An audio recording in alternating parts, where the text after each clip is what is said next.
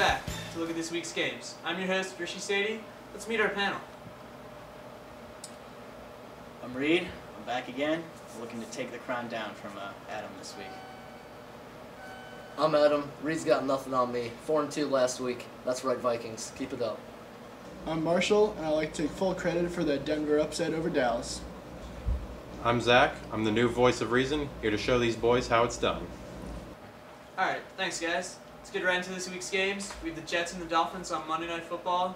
The Dolphins are going to be breaking a new quarterback, Chad Henne, and the Jets will be breaking a new receiver, Braylon Edwards. Reed, what's your take on this one? For this game, I'm taking the Jets because of their defense. Their defense, up to this point in every game, has looked solid, has been dominating at times. They're going against a weak offense that has Chad Henne now coming in. I'm looking for them to control the game and come out with the victory. Sure, in this game, you can talk about Mark Sanchez, you can talk about Braylon Edwards, but the real matchup is Miami's offense versus the Jets' defense. Miami's offense is averaging 183.5 yards rushing a game due to the Wildcat formation, but the Jets' defense know that they have Chad Henne, a new starting quarterback, in there, so they can focus on that run game and try to make Chad Henne beat them, and I don't think he can. Jets win. Jets had a rough outing last week, especially Mark Sanchez, but I think that Rex Ryan's going to get him motivated. He's going to come back strong, and like my fellow panelists have said, Jets' defense has been awesome so far. They held New Orleans to 10 points. They also get Calvin Pace, the linebacker, back from suspension this week. I don't think Miami can keep up with them. With Rex Ryan's exotic blitzing defense, this is going to be a mockery. The Jets are going to take on the Dolphins, and it is just going to be a defensive struggle filled with interceptions, fumbles, and maybe a couple Apple turnovers. Jets win. Alright, a sweep there for the Jets. Let's move on to the Sunday night matchup, the Colts and the Titans. The Titans are 0-4 this year after going 13-3 last year. I don't know if anyone's going to have the guts to pick them. Zach, what about you? I'm going with the Colts. Indy has the top passing offense this year, and the Titans are tied for last in passing defense. Also, the Colts have continued increasing their scoring from 14 to 27 to 31 to 34. How about 42 points in a big Colts blowout? I agree. I think the Colts are going to dominate this one.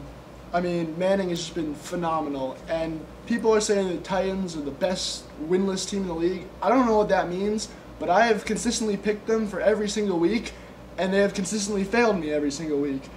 I don't see how they can handle the Colts. They have like the 26th rated defense. I mean, David Garrard came and picked them apart all together last week. Colts win easy. Now, some clever people might try to pick this as their upset special for the week, and then try to tell me that and everybody else and take credit for that win by the underdog team. I don't buy it. The Titans are on a downward slide. It's going to continue. Hell, Vince Young might even start the second half. Who knows? Manning's still on top of his game. Chalk it. Adam, I think this week I'm going to be that clever guy. Even though every stat tells me that I should not pick the Titans. For some reason, I think they're going to win. They have to, eventually, right? This is a team that went 13-3 last year. They're still coached well. They still have pieces in place that can get the job done. It just hasn't really happened so far this year. Well, alright then, Reed, the upset pick of the week. Let's move on to the Texans and the Cardinals. What do you think, Reed? A lot of points in this one? A lot of points. A ton of points. And so if you have any fantasy players on either of these sides, I would play them without questioning it. In this game, I think I'm taking the Texans. I'm not too confident in that pick. I think this could go either way. It's going to come down to the offenses. It's going to be probably 44-40, something like that. Yeah, it's definitely going to be an offensive game. However, one of the stats you have to look at is that the Cardinals are only allowing 3.2 yards a rush this year against backs including Jones Drew and Frank Gore.